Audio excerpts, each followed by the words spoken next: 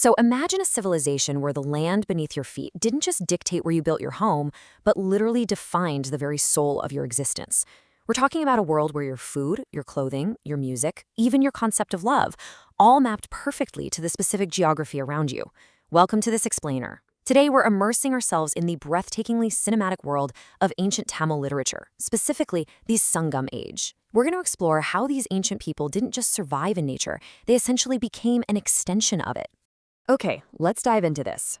This captures a really profound ecological wisdom that, honestly, we often completely miss in our modern hyperconnected lives.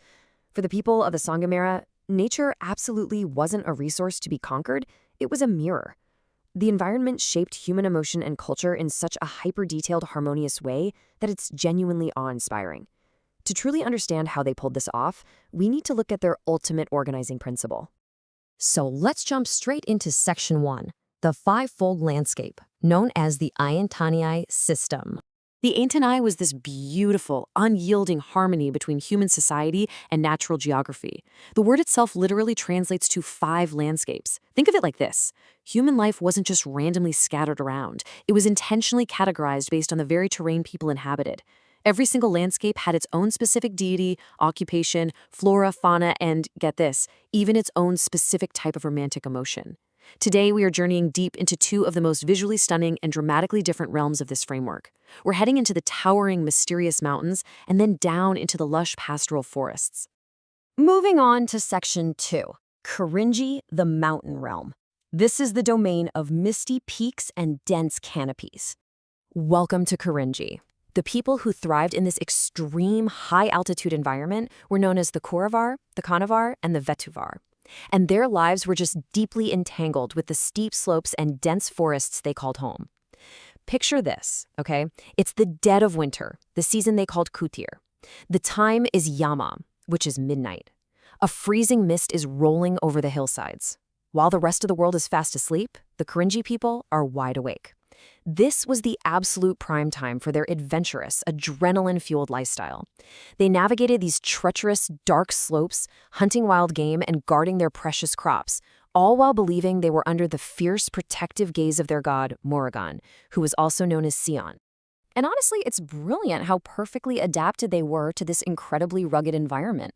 Just think about their highly specialized diet and attire. They obviously weren't growing lowland crops up there, right?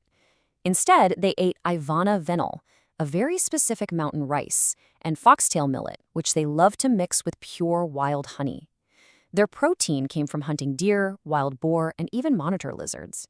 And when it was time to celebrate, they brewed thopi, a strong fermented drink made from palm and mountain tubers. Their fashion was also completely organic. The women wore thazai adai, which were garments meticulously woven from fresh foliage, leaves, and vibrant flowers. They adorned themselves with kundramani seeds, peacock feathers, and, to symbolize pure bravery, necklaces made of animal bones and teeth. Let's look at how this all built into their daily economy, because survival in Kurinji was a highly active, thrilling pursuit. They grew their millet right on the mountain slopes, but to protect it from wild animals and birds, they literally built elevated platforms high up in the trees called paran. Young women would sit up there using bamboo rattles called datai and kulir to make a massive racket and scare off flocks of birds. I mean, imagine having that as your teenage summer job.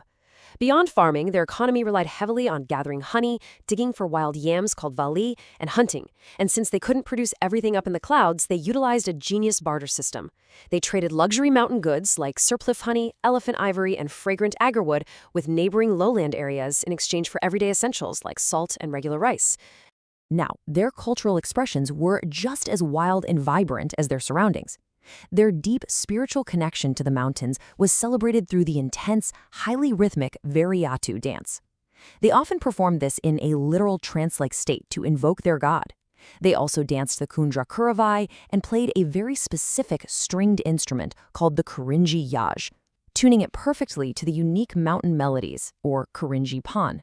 Every single note, every rhythmic footstep was essentially an echo of the mountain itself. All right, let's shift gears and look at Section 3, Mullai, the pastoral forests, the domain of golden pastures and monsoon rains. Leaving those misty peaks behind, we transition down into our second landscape. While Kurinji was totally defined by the midnight winter hunt, Mullai's defining moment is the golden hour of the evening, known as Mullai. The heavy monsoon rains, the Kar season, have turned the forests incredibly lush and green. Just imagine the peaceful, airy sound of the ambal kuzal, a bamboo flute drifting through the trees. The Ayar and Adayar herders are casually guiding their massive flocks of sheep and cattle back home. Meanwhile, in their quiet thorn-fenced settlements, the women are already busy churning fresh butter. It's just the scene of incredible communal tranquility. And you'll see that their diet and clothing completely reflect this pastoral abundance. Their lives were, as you might guess, incredibly dairy-centric. Their primary crops were hardy dryland grains like varagu, samai, and horse gram. A classic, mouth-watering Mullai meal, which is beautifully detailed in the Sangam poems, by the way, was piping hot varagu rice, absolutely soaked in rich cow's ghee and fragrant buttermilk. Sounds pretty good, right? Because they herded sheep, they wove simple, elegant, and super comfortable garments out of cotton and wool. And for adornment, they skipped the animal bones of the mountains entirely. Instead, they wore stunning floral garlands made of bright yellow kundrai flowers and, of course, the native white jasmine, which is actually the very flower the Mullai landscape is named after. Their entire economy was wonderfully community-focused. The Ayar women would wake up at the crack of dawn to churn butter, then they'd travel to neighboring towns to trade their buttermilk and ghee for other grains. They were also absolutely legendary for their hospitality. Providing a weary traveler with a warm bowl of millet and milk wasn't just polite, it was considered a sacred duty. But it wasn't all just peaceful herding. The Mullai region is actually the birthplace of Erithajuuthal, the ancient extreme sport of bull-taming. This wasn't just a game.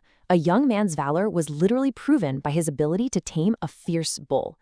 It's an intense ancient tradition that survives today in Tamil Nadu as the sport of Jallikattu.